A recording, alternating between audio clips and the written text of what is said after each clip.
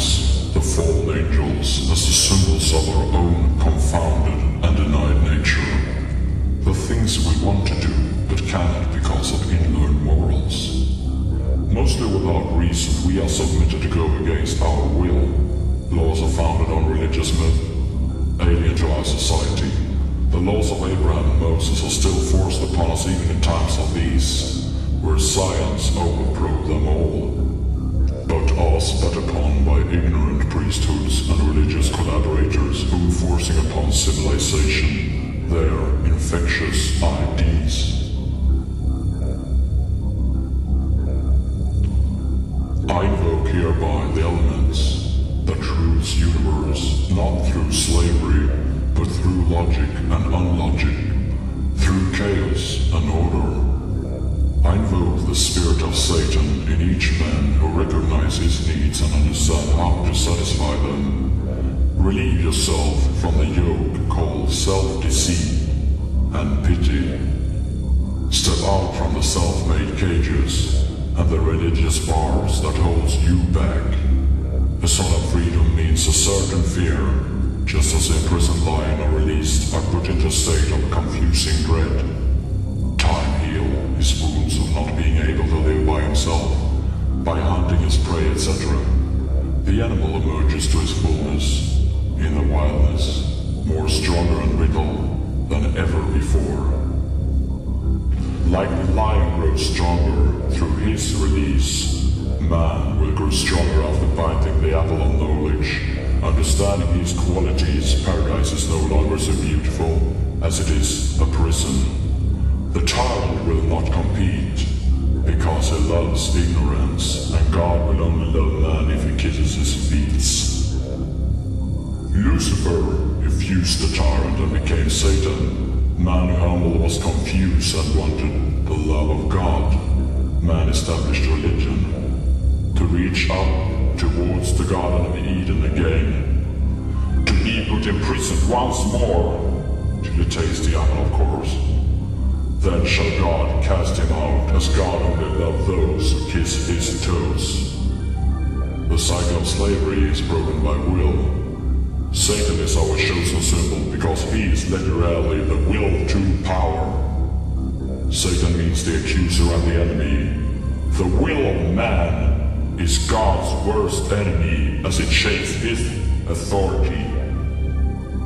From where does the love towards God come from? According to the Bible, God created man. He also had to create hell.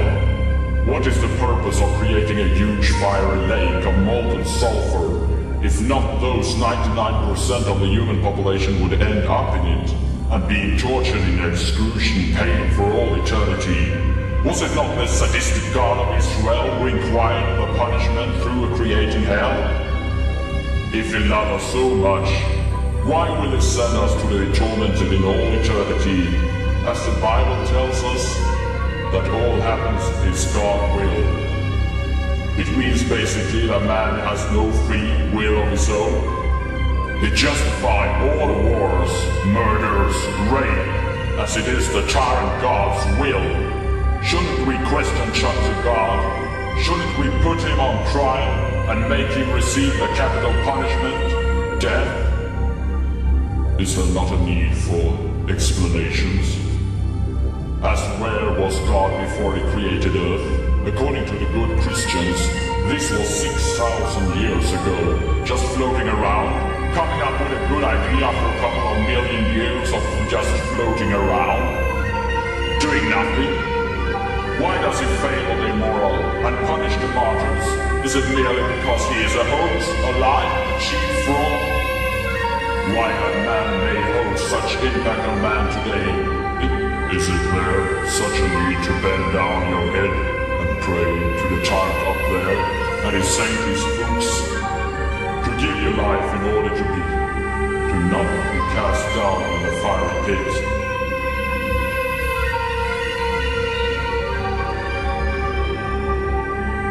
We worship Satan not through submission, not through dogmatic complications or headbanging, but through indulgence to the flesh and our satisfaction.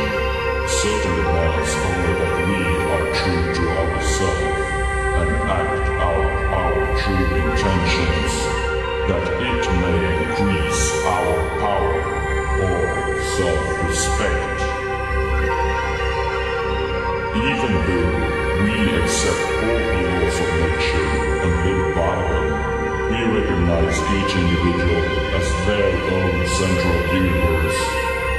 Thereby, Satan is the beginning and the end, coiled up to eternity.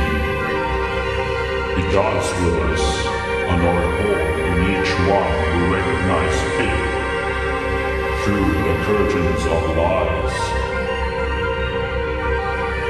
Hail, Satan!